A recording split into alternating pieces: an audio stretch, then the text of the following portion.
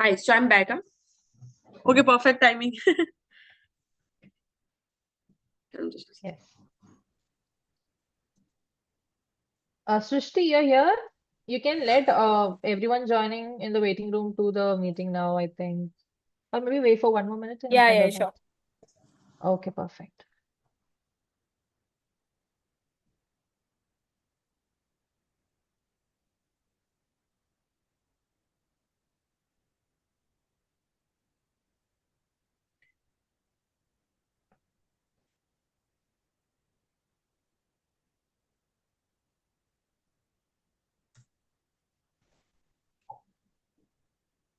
Good afternoon, ma'am. Hi, good afternoon.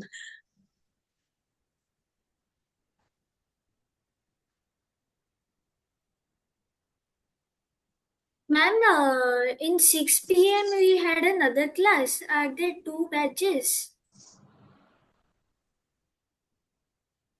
Sorry.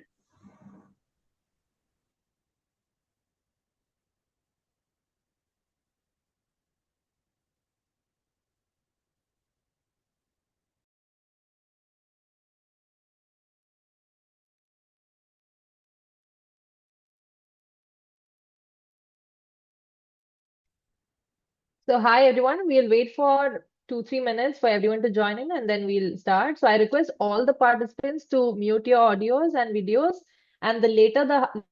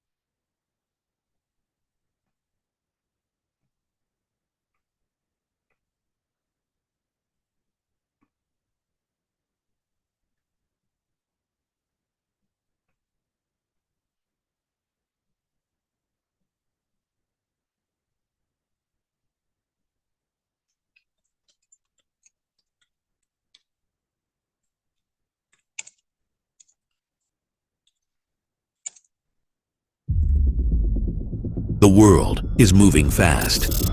Education is standing still. Students are still taught to memorize, to follow instructions, to find the right answers without ever building them.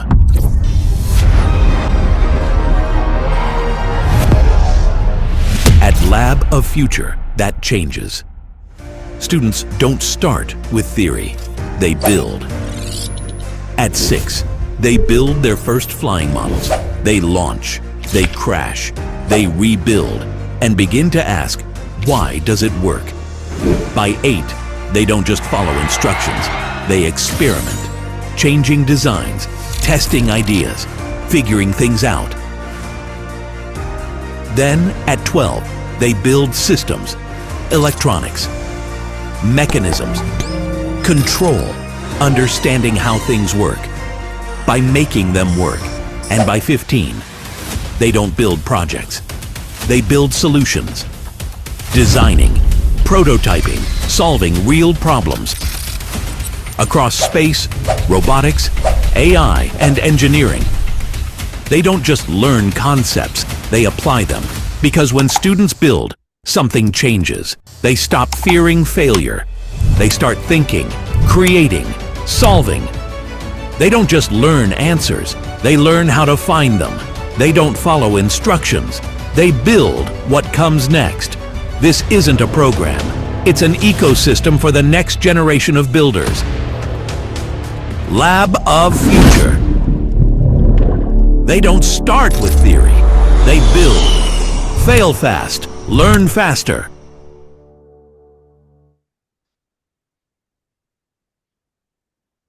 Hi everyone. We'll wait for 1 more minute to start. Yes.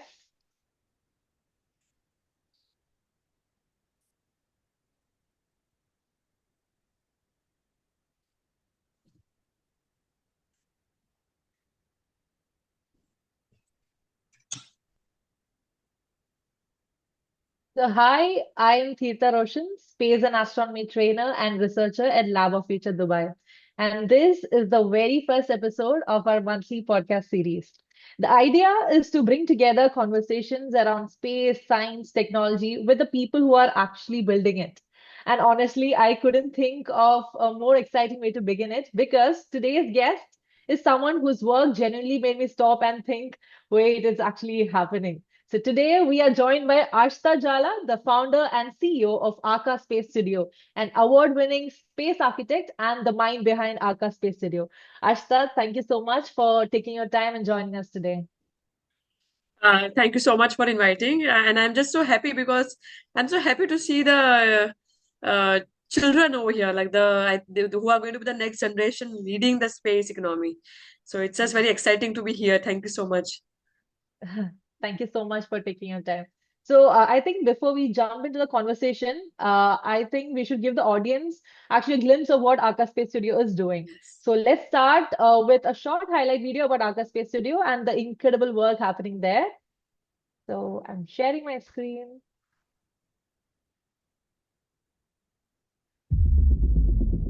The world is moving fast.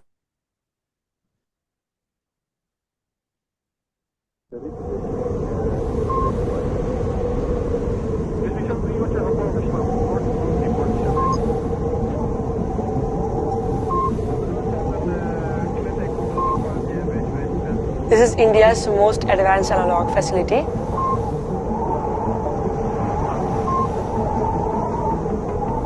In such places, when people are doing what they're supposed to do, they get a glimpse of what an astronaut life is.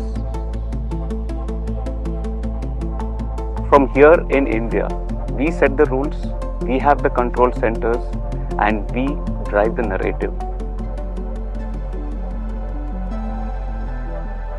Jai Bharat, I'm Group Captain Prashant Balashan Nair, Papa Nair, and we are here in Bhuj as part of the world's biggest analog and AAKA Space Studio Analog Training Center. So I've been here and I stayed with them yesterday night doing the different experiments, and I'm really impressed with AAKA and also the world's biggest analog, this entire experiment where analog is being simulated all around the globe from the headquarters in Vienna. In this habitat, we have a crew capacity for 4 crew members. We have a galley, researching compartment, 2 lab areas, biolab and chemistry lab, and utility room. This is completely running by solar power with a 45 kilowatt solar power available. All the hardware and software part is completely designed, fabricated in-house by our team.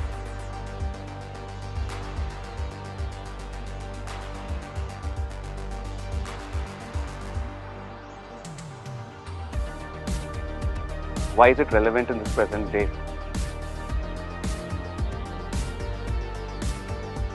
Such places allow you to imagine a future and experiment it, and hence add to a procedure for a future and talk about what ifs.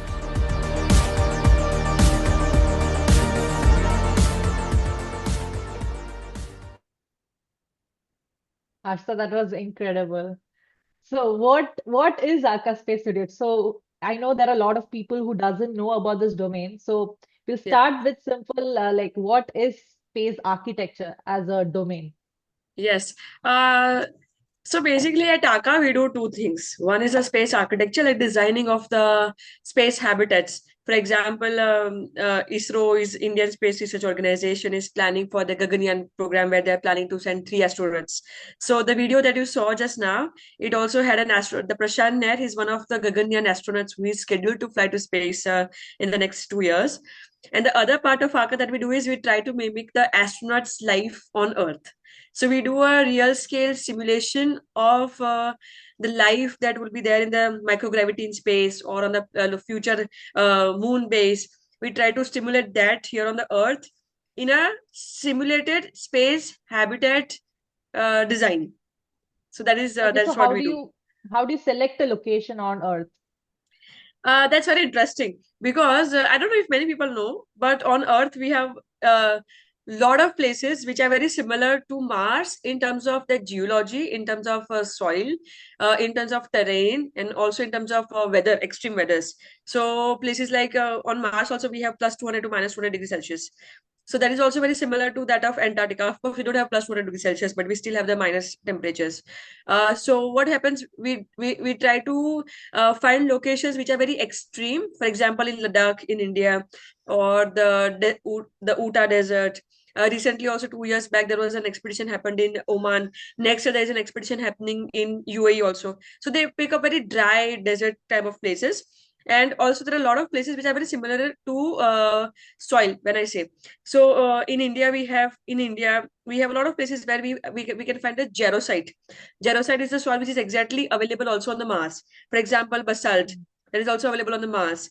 So because Mars and Earth are said to be planets formed simultaneously, so it has a lot of geological factors which are very similar. And also, when we are trying to mimic the space mission, we try to go completely in isolation. Isolation is like with nobody around us. So Okay. that help us to also do a very near scale simulation. So how long does the analog mission like stays? Like a So week or analog two? mission can start anywhere from 7 days and it can go till Okay. 365 days. Just recently, NASA finished their analog mission where the crew means the analog astronauts, who stayed inside the habitat for 2 days. Okay. So it Okay. can, yeah. So, okay, analog mission as such, what experiments do you do in this 1 week? That's very interesting. I'll just keep it in simple words because I just love our crowd today. It's so nice because it's the first time I'm Yes, interacting with this age group, and it's just so exciting. I can see everybody sitting so curiously, looking and listening. I know, So right? I just like it here. So for experiments, we try to do different experiments. Let's say, for example, putting it more simpler. So when an astronaut is launched in a rocket in a space capsule, so when an astronaut is in the space capsule, immediately they are going while takeoff. There are a lot of G's that comes on the chest. For example, we experience they experience a gravity of 4G, 5G. So in that case, they immediately feel a lot of the pressure on the chest, and they feel that almost 50 kg is being implied onto the chest, and which can also cause a heart attack or a cardiovascular problem. So we try to understand the space medicine through our simulation. So what we do is, in our simulation also, we develop hardware like compression belts, which will also help us to do the same study where we are taking off. One of the experiment is that. The second experiment is we try to do hydroponic systems, aquaponic system, which is like how to grow food in the space. Then microgravity experiments. Then also, it's very important to understand the psychology. So I'll tell you something. In space, when it comes to humans, the most important thing is the human psychology, which is very taken lightly here, because in space astronauts doesn't have any privacy. They do the same thing over and over again, and a repetition of tasks basically, so that creates boredom, and a lot of money is being invested upon them. For example, almost 500 crore was invested on Shubhanshu Shukla, who went to space from India. So human are the core risk. So we try to study humans a lot in terms of their physiology, because astronauts, when they're in the space, they start losing their muscle mass, Yes. their because they're in microgravity, so they lose their orientation. Even when they come back to work, they're not able to walk for a couple of weeks. So rehab training. So all of this we try to stimulate. Even the sleep is very important, because in space we have almost 40 minutes of sunlight and 40 minutes of darkness. So 45 minutes to be more precise. So what happens? There is sun and there is dark. There is sun and the dark. That also disrupts the sleep. For example, even on the ground, we cannot sleep when the light is on, when the sound is there. And in space station, you continuously keep on hearing the sound. So there is sound 24 hours. So how to mitigate those sound? How we can we designed the circadian lighting system that helps to create the artificial sunlight cycle in space. So all of this testing we do. Then we also do soil study testing. For example, when the Apollo astronauts from NASA who landed on the moon, and now even in the Artemis mission, we are going to land again on the moon from NASA. So the first thing they're gonna collect is the soil samples. Even the Chandrayaan missions collected the soil sample. So why do we collect soil sample is to understand if life exists, what kind of minerals are available, if we can do construction on the moon. So even for all of these studies, we need to do a lot of simulations because, see, I'll tell you something. When a rover, let's say for example, a Chandrayaan rover or a Mars rover from UAE, when it landed on the Mars or the moon, it is completely running with a robotic system. There is no manpower there. It is completely running from the Earth. So there is a communication delay also. There's a 21-minute delay when we talk about Mars. So we had to simulate all of those things on multiple levels on Earth before we launch those missions. So in analog, we do a various of missions. Okay, so when it comes to a lot of technicalities, like you said, so who are the people who can join a mission like this? So what should, Yeah, if, say we have a lot of students here, so if they want to be an analog astronaut in the future, how to come to this path? What course should they yeah. do? See, analog astronaut is open for many fields. It's not just Okay. space. Yes, so anyone from architecture, space architecture can be a part of it. Space medicine, bioastronautics, mechanical engineering, electrical engineering, someone who is pursuing psychological studies, physiological studies, doctors. It's because see, at the end of the day, what we are doing, we are trying to do a long term, we already have a long term human presence in space. So we are habiting in the space, correct? And we are Yes. trying to do a long term stay on the moon, on the lunar base. So that is what Artemis mission is doing. So when we see a long term habitation, it needs people from all backgrounds to sustain and help Sure. each other. Yes, yes, yes. So, say an actual Artemis program. So every astronauts go through an analog setup before that, or Every yes. astronaut. So NASA has an analog habitat called Hera facility. They also Hmm. have this Nemo facility. Even ESA, the European Space Agency, also trains in different analogs. If they go to Iceland, they go to underwater. They're different. They also have analogs. Analogs is mandatory to stimulate before the space mission. Okay. So in India, our AAKA setup is in which location? So we are based in Gujarat, India, on the west side Okay. in Kutch, and that is completely is like a moonland. So the video that you saw right now was another location in the Kutch. This site has a complete same terrain to that of the Mars. So on this site in the video, which was there, it has this NASA blueberries, which is a very rich iron content soil, which is exactly found also on the Mars. So that's why we chose those slides. And now we are Okay. based in Kutch. Okay, that's great. So I read AAKA Space is participating on the world's biggest analog mission. So many countries are coming up with this. How is it going? Yes. So I'll tell you something. In 2024, we launched India's first space unlock mission with ISRO and IIT Bombay. And last year, we represented India in the world's biggest analog mission, where 17 Okay. another analog habitats took part from all over the world, for example, from US, Europe, Australia, India. And in Okay. that, what happened? All these habitats was doing the same research for this at the same time, and all of this was communicated. It was a unified mission under Austrian Space Forum in Vienna. So we had a mission, we had only one mission control from where all 17 habitats were being controlled and monitored.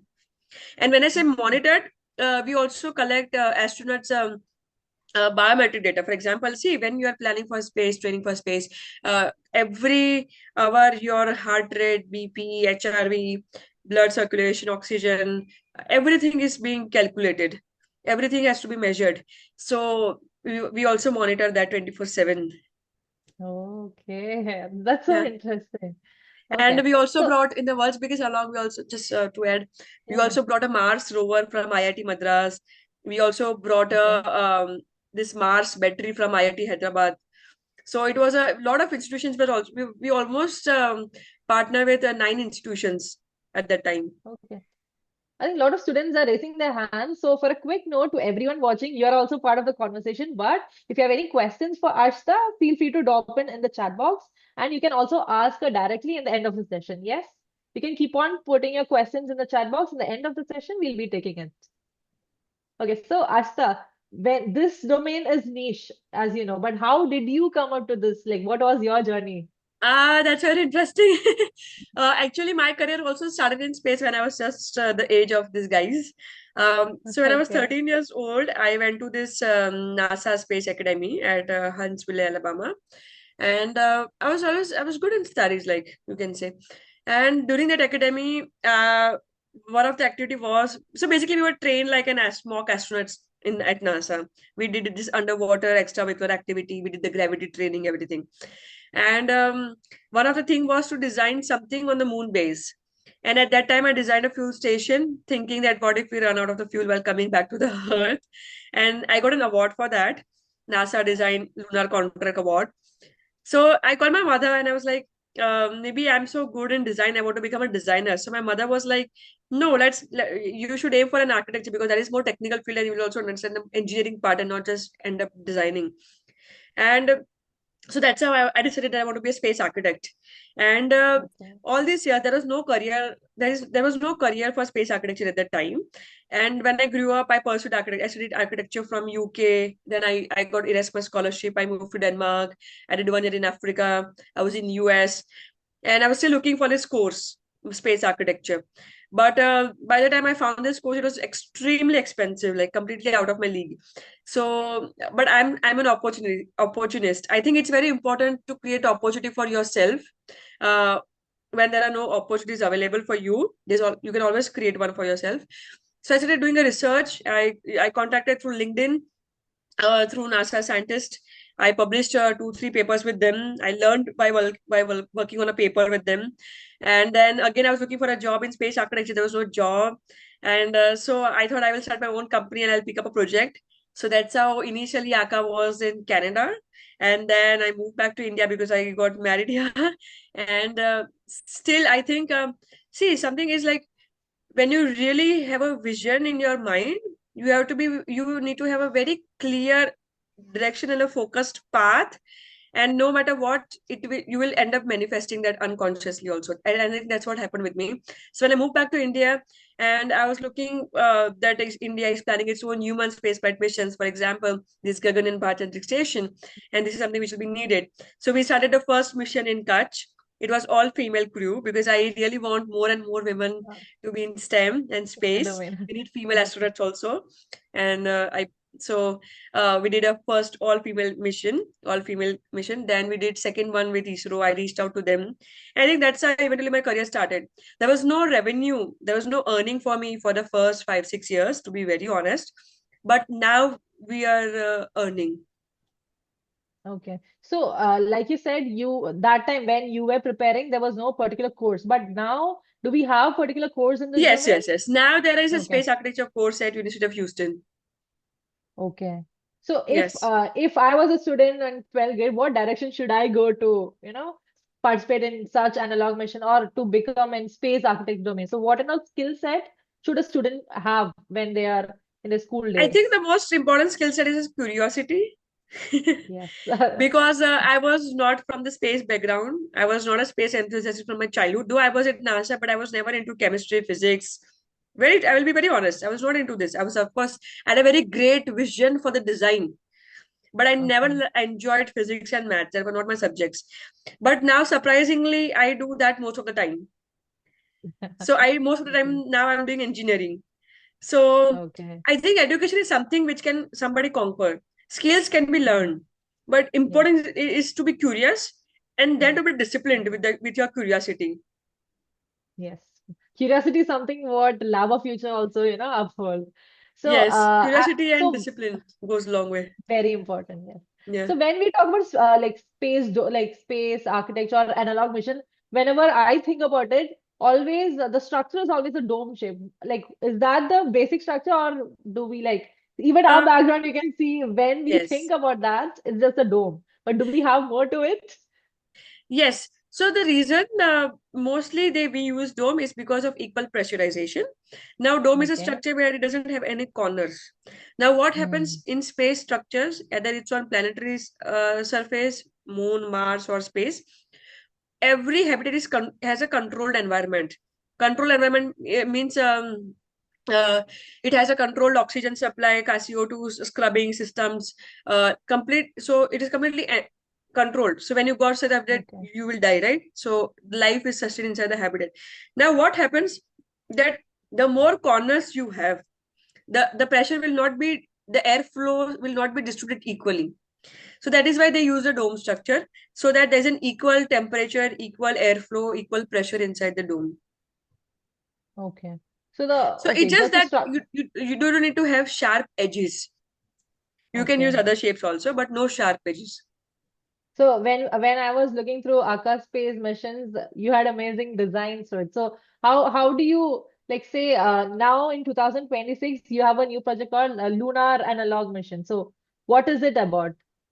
Yes. So they say we already finished 9 missions with participants. We are open for public now. We are the only ones in Open for Asia. public as in anyone can join the Yes. analog mission. That's Anyone great. can join an analog mission. Okay. So we are the only ones in Asia who has opened up this for everybody. We also do this students camps. We started doing that also. So the youngest person we had till now was 16-year-old Aditya. He's also in the news if you see. So we are analog mission, and we have missions throughout the year. Now, when I say lunar analog missions, they are more focused towards the moon habitation, astronauts' life on the moon. So when we say lunar, we have to think in this kind that okay, we have an astronauts who sit in a space capsule. They go, they change to the lunar landing module. They land on the moon. They will come out of the habitat for a couple of hours. They'll go a little bit far from the habitat in microgravity. They'll collect some samples. They'll do some drilling. They'll do some experiments. They'll again come back, and again they will come back to the Earth. So we try to imagine the sequence of activities that the astronaut will do, and the Okay. same thing we try to do simulation here in analog. So that's why it's called lunar analog. Okay. So and now this year onwards is open to anyone who is Yes, interested. we are That's a open good throughout the news year. to Yes, all the audience who have joined here. yes, So, I heard that AAKA Space have built the Asia's first 3D printed radiation shield for Martian. So, like, like, what is it? If like students are here, so can you explain in layman language so they'll get to know what it is? yes. So uh, now when we look for long-term habitation on Mars or Moon, we also need Hmm. to start building the structures from the resources available there, because it Yeah, is not possible to carry everything from here because it's sure. extremely expensive, right? So there's a thing called ISRU, in situ resource utilization. It means that we try to use the resources available on the planetary surface, and we build home or infrastructure with that. So what? But Mars has a very high radiation. It has almost 50 times more radiation than that of the Earth. So what we did was from South India in Tamil Nadu, we procured Mars simulants, soil which is very similar to Mars. It is and then we uh, we we made slurry out of it. Slurry is like a liquid, uh, thick form. Like when we do construction here, you see cement and sand and mixture Yes, of yes. water. So we made a slurry out of that particular soil. We mixed it with lime, and then there is a robotic construction called 3D printing. Nowadays, 3D print there's also concrete 3D printers available. So we use the Okay. concrete 3D printer, and we use that slurry, and we made a we 3D printed a radiation shield. Now in that we try to do this study. If this olivine based simulant which is available on the Mars and what we procure from the Earth is there on the Mars, it's built on the Mars, what kind of construction challenges we will face if it was to happen on the Mars? Number one. Number two, if how much radiation it is protecting if we put up a plant underneath. And here we observed, here also we put up a plant, lettuce inside the radiation shield, and we try to study that with and without the radiation shield, what is the difference? And then we do a Okay. calculation to that of the Mars. So the project was successful because it reduced 35% of the radiation. So Okay. even when we are building on a Mars, even if we carry a prefabricated structure from the Earth, we will still need a 3D printed Mars regolith radiation protection layer on Mars. Oh, okay. Yes. That's a new idea. I have not known that before. Okay. That's interesting. And AAKA Space is the largest 3D printer setup or the 3D printer as such? No, we partner with a company called Mycobi who has the 3D Okay. printer. Okay. The research part was done with us, the execution was done with us. Okay. The 3D partner company was different, and the person, the government's arts college, they helped us to identify the simulants and how to make a slurry out of it. Okay, that's interesting. I think Yeah. our chat section is, popping up with a lot of questions. Yeah. I'll take few questions from there and I'll pass it over to you. Yeah. Yes? Just give me 10 seconds. I'll just put up my charger. It's just dying. Sure, Something is sure. on. Yes. So, all participants, you can put all the questions in the chat box. Also, if you raise your hands, we'll give you a chance to directly ask your questions to Aastha.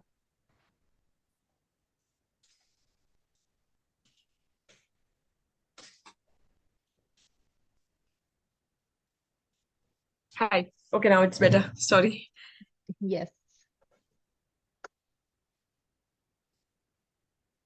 Okay, so one question is there Yes. any internship opportunities available for aerospace students right now in AAKA Space? Yes. That we have. We are already hiring right now also for our, because this December we are planning an underwater habitat. So we are developing avionics for Okay. that. Yes. Well, that's And interesting. So Capcom. one question. Okay. Other question is, what advances have been developing in the field for on-time communication space, let's say if traveling to Mars? We just have a mission control and a Capcom. We don't really have a human-rated communication system developed for the Mars right now. Okay.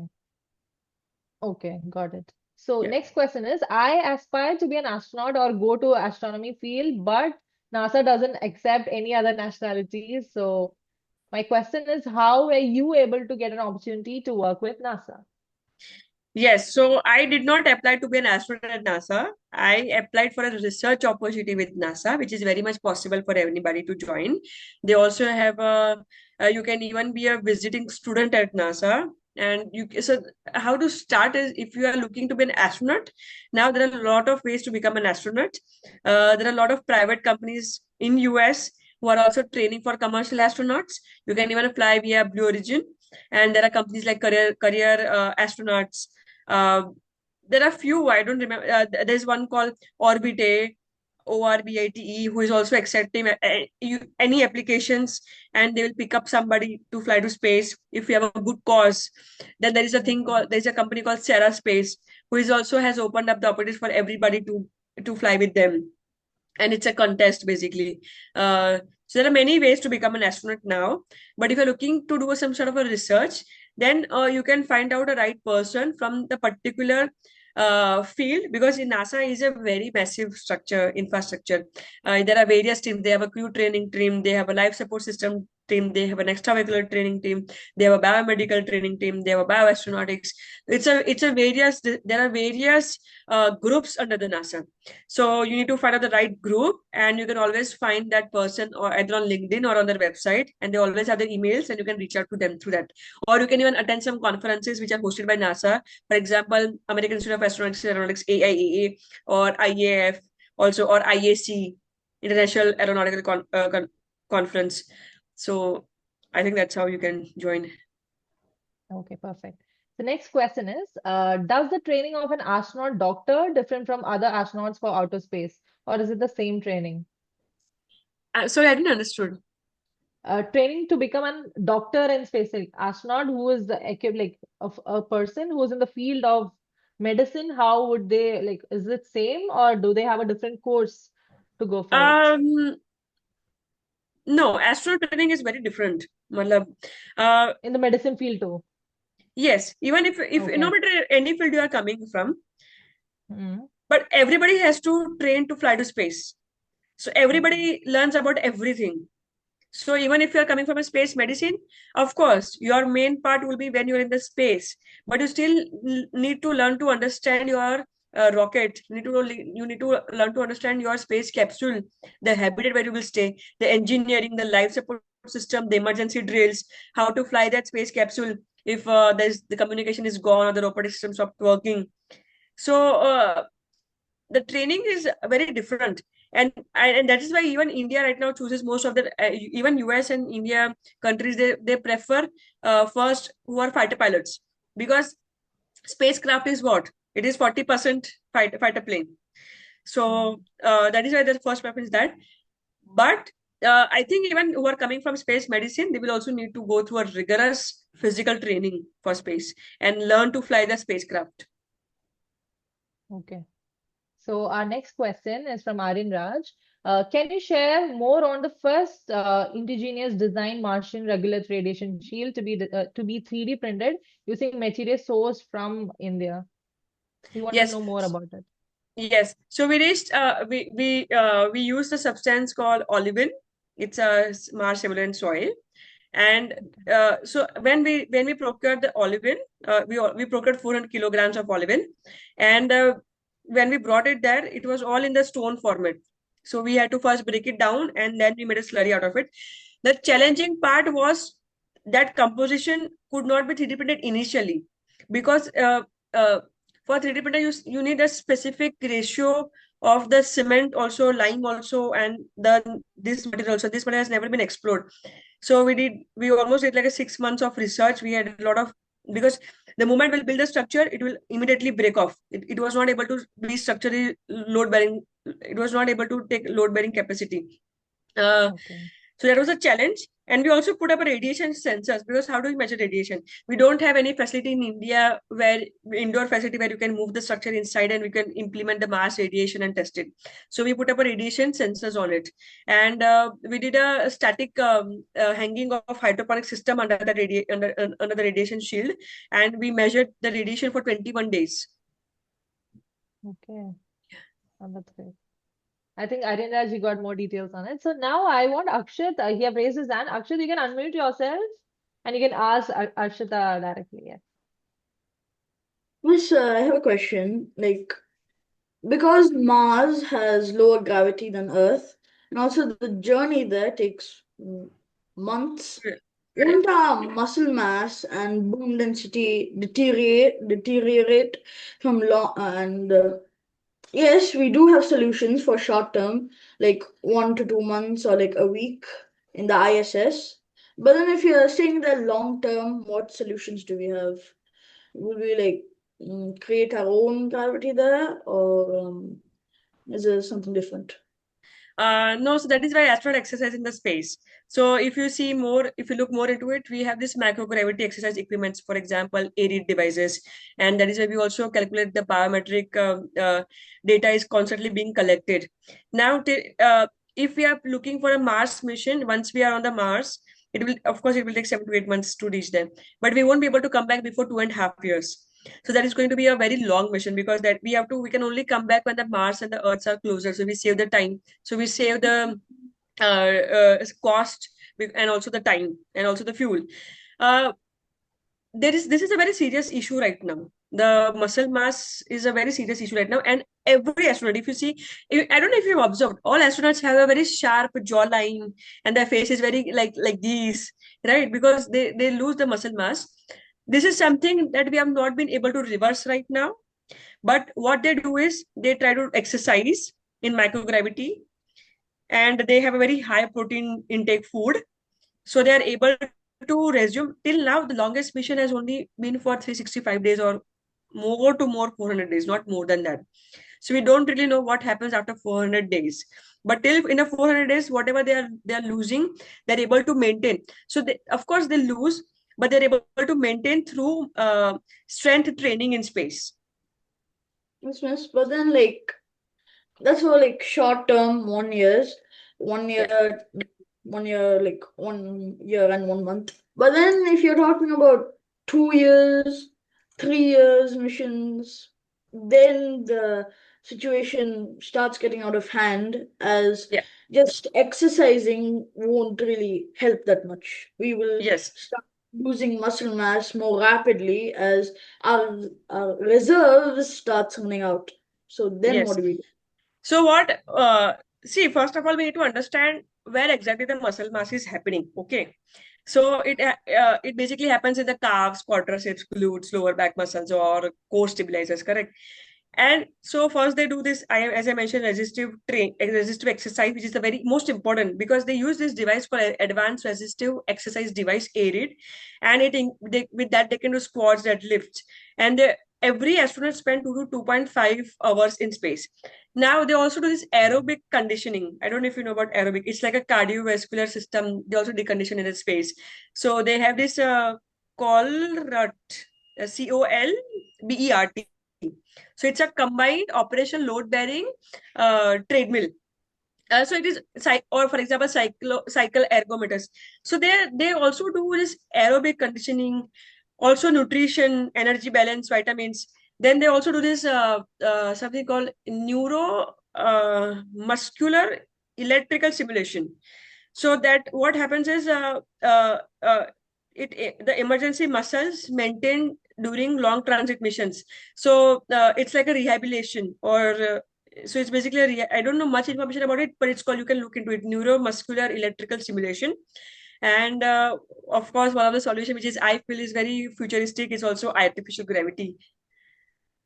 They will try to Yes. induce artificial gravity, or also pharmacological countermeasures. For example, they take certain types of injections for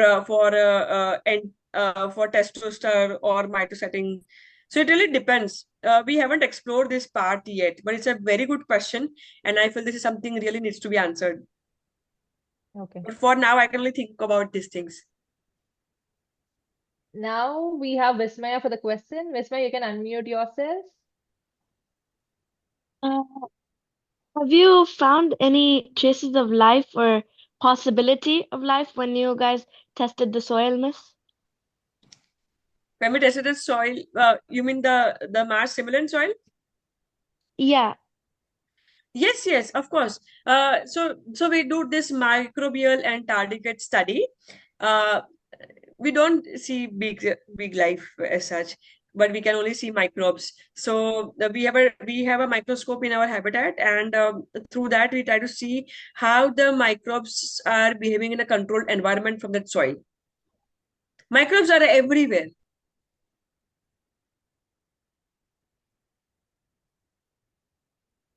Okay, we have a next question here. So, Sunaina, you can unmute yourself.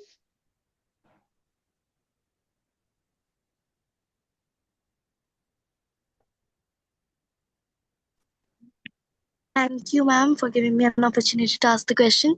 So my question is, what caused the Martian climate to change? That's a very good question. See, every planet is formed different, right? Let me try to think how I can. First of all, it's closer to sun than that of the. I think I don't know somehow. First of all, it is closer to sun, so of course it has an extreme. It takes a more extreme heat than that of the Earth. So that's why it also has an extreme climate. That it doesn't have an ozone layer like Earth. So that is also, it is an extreme climate. Also, it doesn't have a stable climate because it has a loss of magnetic field. For example, early Mars had a molten core generating a planetary magnetic field. So when the core cooled, the magnetic dynamo weakened and the global magnetic protection disappeared. But now without the magnetosphere's shielding, solar will directly strip the atmosphere. So this was studied also by Maven. You can look into that. And orbital climate cycles also on the Mars. For example, Mars experiences this major axis tilt, and it is also like stabilizing moon. So it still can be dramatically, for example, 10 to less than 60 degrees. So that also causes major climatic oscillations. And dust storms, climate feedbacks. I think all of this causes the extreme climate on the Mars. Okay, we have an interesting question. Has AI been used to develop advanced system for Martian habitat, since AI has influenced every field? Whether he's asking whether it's automated or no?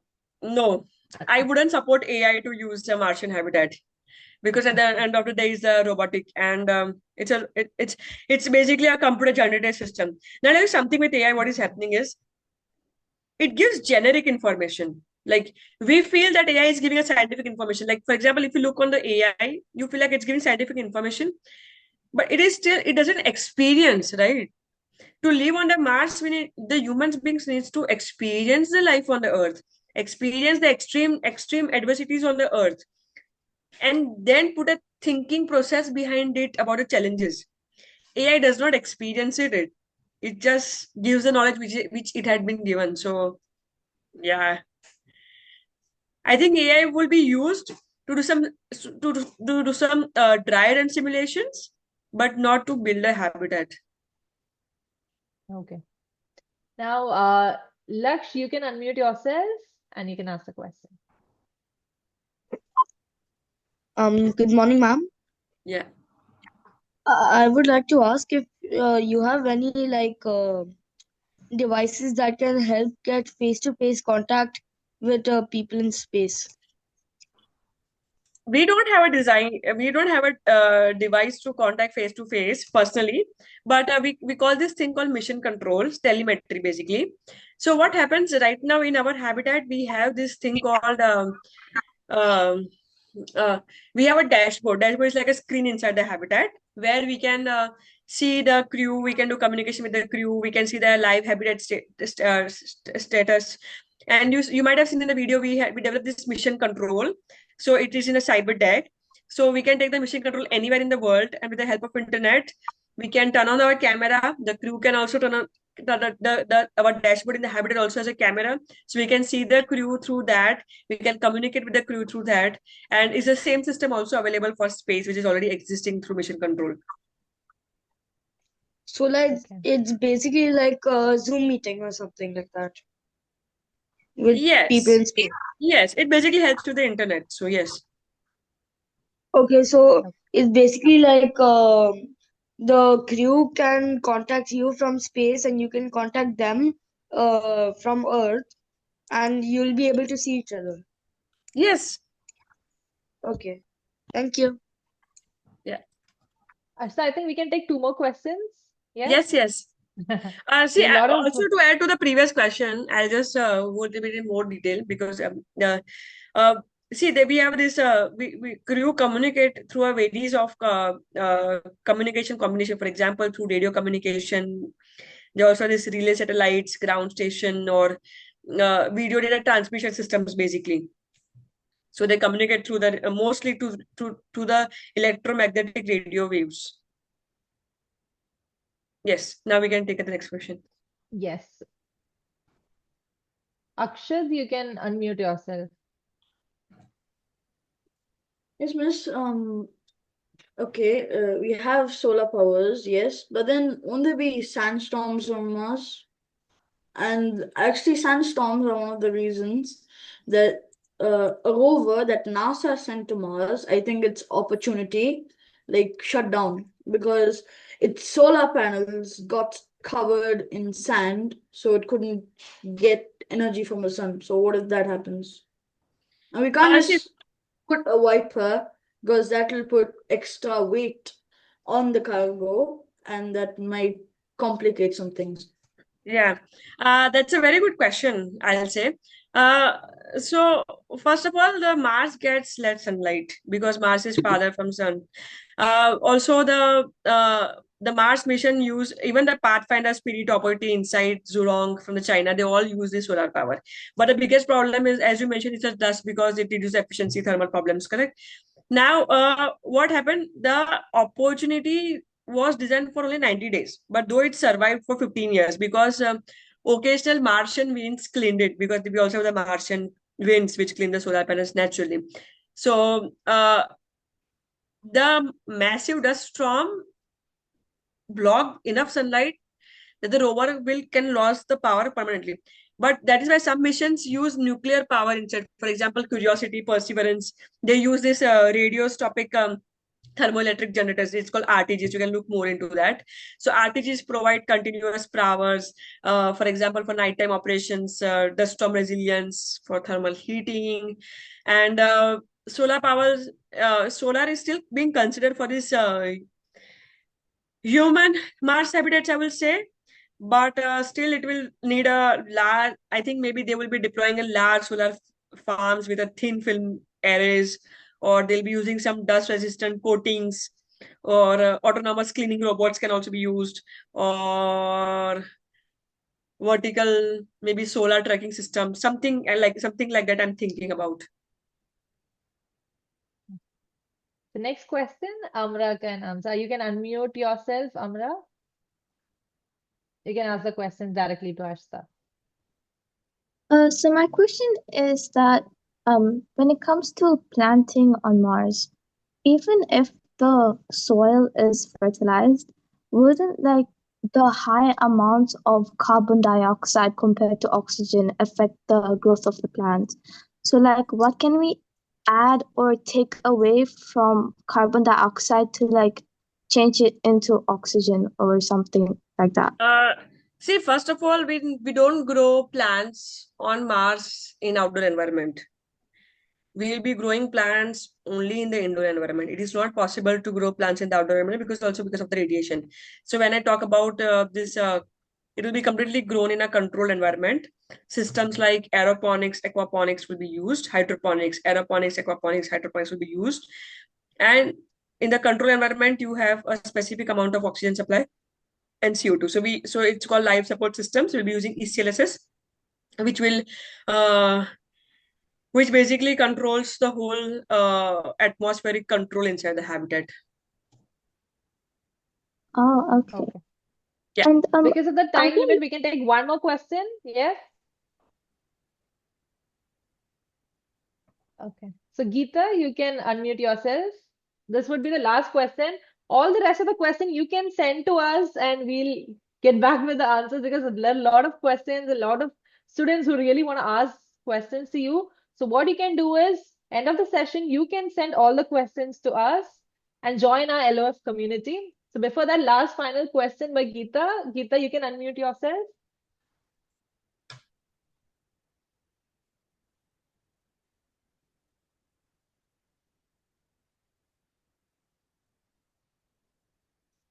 If Geeta is not here, Bishnupriya Baral, you can unmute yourself.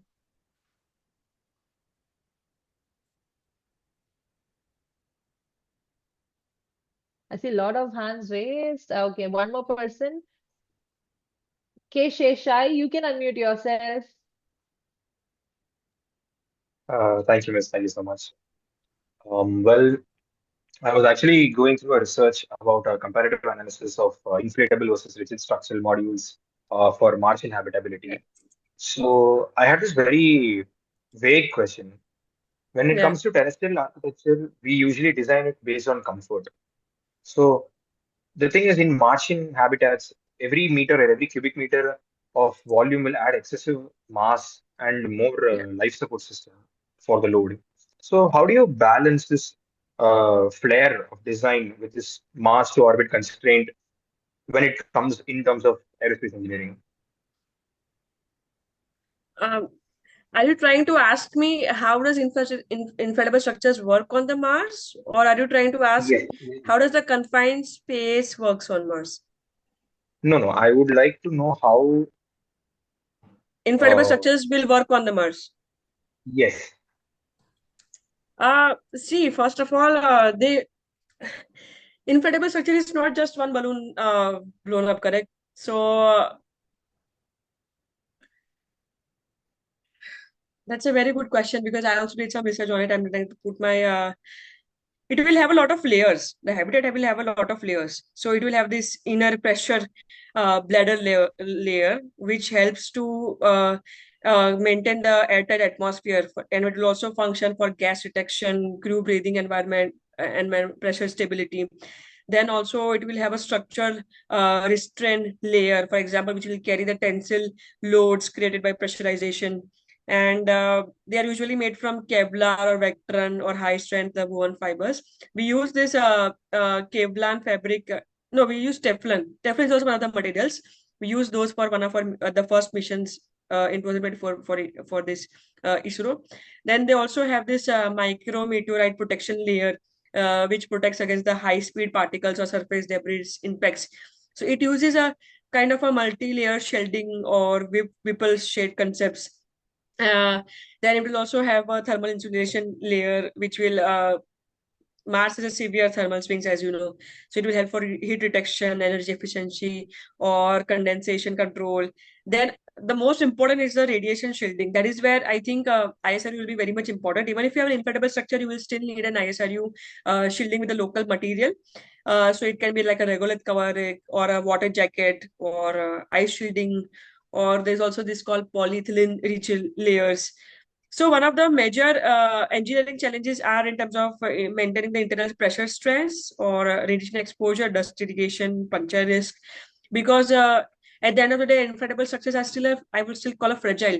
Because what happens while we were working on a prototype, if there is we were working for a space habitat inflatable prototype, so even there is a small space debris, if it hits the inflatable structure, immediately it can destroy the whole structure, right? The cracks expands in any direction, there is no stop to it. So also what they do is they try to add an origami pattern to inflatable habitats, or they try to add a weaving pattern to the inflatable structure, so so if it's a crack, it doesn't go in all directions, it stops because of the weaving pattern or of the origami deployment. uh, so yeah, I think we will have multiple layers of inflatable structure. Perfect. So I'm really happy to see a lot of people coming with a lot of questions, even the young Yeah, people coming with multiple questions. So happy to see all this. So I know we were not able to cover all the questions. My team is going to share you how to join the LOF community, and you can ask all your questions. Stay connected with us. And this is just the first podcast series or first podcast episode of our series. We'll have multiple series coming on every month. So my teammate is going to share a QR code. Srishti, you can take it forward.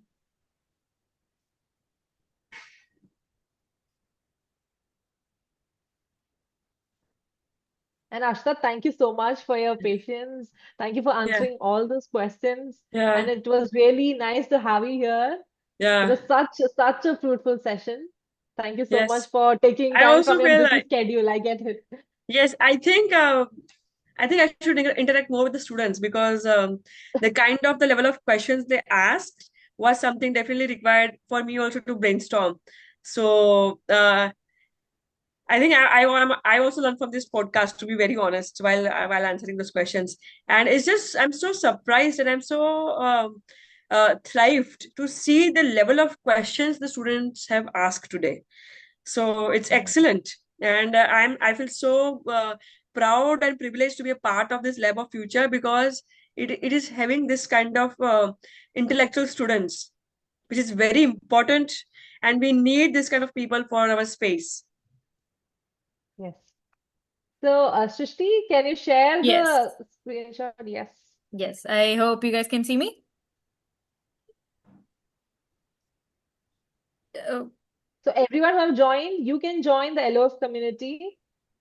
so guys, hello. Can you hear me, guys? Yes, you're audible. Okay, yeah, perfect. Okay, hello everyone. Thank you so much again for joining us today. I will be sharing the QR code right on the screen right away. So I hope you enjoyed the session. I know there are a lot of questions that you guys wanted to ask, but I'm sorry we were not able to answer everyone. I hope you can see the QR code. So guys, just log into our community and we have a lot more exciting sessions coming up. We have a webinar on 13th and you all can be part of it. So thank you so much for all your doubts will also be shared there and it will be answered. Okay. And a lot of exciting activities are going to be held in that. Okay. I guess that is it. Thank you so much. Thank you, Aastha, for being with us. All right, thank you, everyone. Thank you you so much, guys. Ashta. Thank you so much, everyone who joined us today. Yes, thank you. Thank you.